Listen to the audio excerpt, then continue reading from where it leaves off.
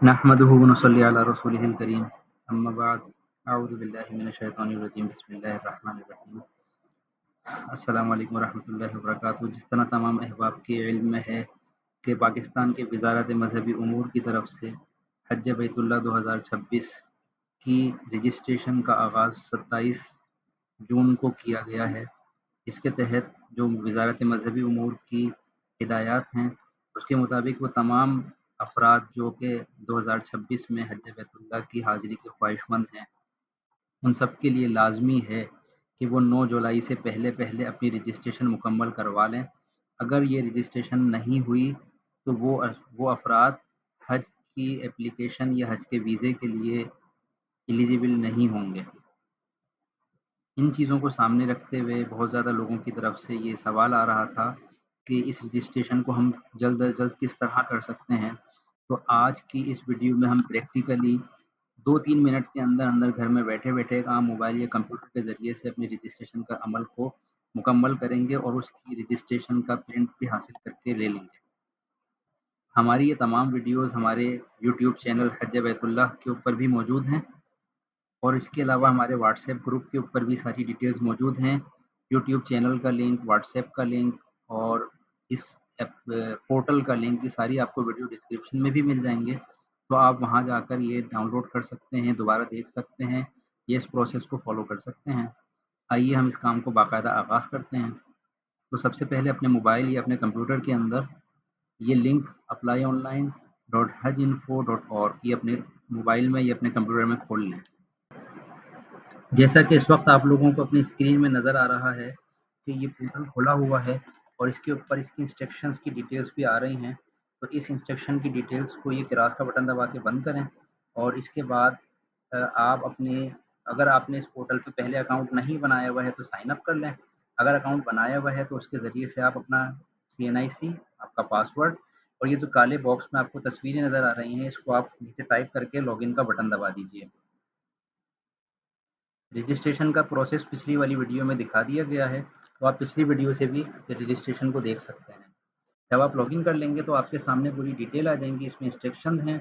My application के अंदर आपने जितने लोगों की डिटेल एंटर की है वो सब यहाँ पे नज़र आएगी और ऑल मेंबर डिटेल के ज़रिए से इसका प्रिंट हासिल कर सकते हैं। तो सबसे पहले आप माई एप्लीकेशन में आएँ और यहाँ पर अच्छा ये जो 3 ये लाइनें नज़र आ रही हैं, इसको भी आप देख लीजिएगा। अगर आप मोबाइल में खोल रहे होंगे तो आपको लेफ्ट मेन्यू नज़र नहीं आएगा, तो इन 3 लाइनों की मदद से आप खोल सकते हैं।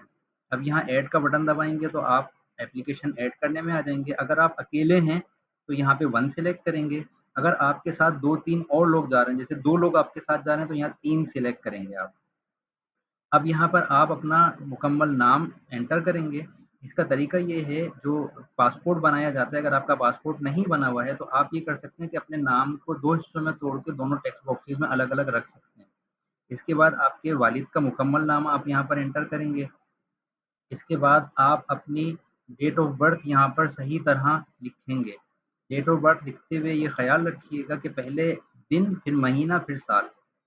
इसके बाद आप अपना मुकम्मल शनाख्ती कार्ड नंबर एंटर करेंगे या कॉपी पेस्ट करेंगे यहाँ पर और इसके बाद आपकी जेंडर मेल है या फीमेल है वो सिलेक्ट कर लें। उसके बाद आपका मुकम्मल एड्रेस यहाँ पर एंटर करें। एड्रेस एंटर करने के बाद आपका जो भी डिस्ट्रिक्ट है वो डिस्ट्रिक्ट सिलेक्ट करें।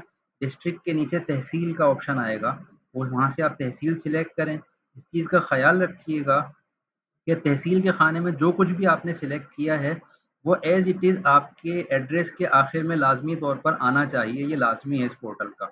इसके बाद आपके जो मोबाइल फ़ोन की सिम है वो कौन-सी कंपनी की है और आपका मोबाइल फ़ोन का नंबर, ये सब एंटर कर दें।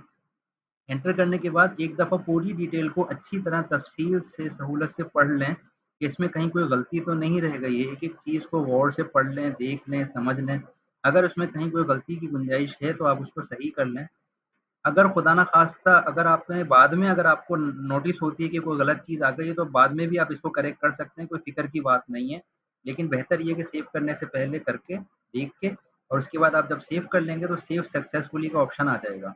इसके बाद इसको आप क्लोज़ कर दें। क्लोज़ करने के बाद अगर आप वापस ऑल मेंबर डिटेल पर आएँगे, यहाँ आपको सारी डिटेल नज़र आ रही हैं। ऑल मेंबर डिटेल में जब आप जाएँगे तो वहाँ पे आपको आपके नाम के आगे एक प्रिंट का ऑप्शन नज़र आ रहा होगा। जब आप ये प्रिंट का बटन दबाएँगे तो यही आपका पूरा हज का जो रजिस्ट्रेशन फॉर्म है, ये पूरा प्रिंट की शक्ल में आ जाएगा। अब इसके अगर आपके पास प्रिंटर है तो आप प्रिंट कर लें, अगर आपके पास प्रिंटर नहीं है तो सेव एज़ पीडीएफ करके इसको या एक्सपोर्ट एज़ पीडीएफ करके या प्रिंट एज़ पीडीएफ करके इसको अपने पास सेव कर लें।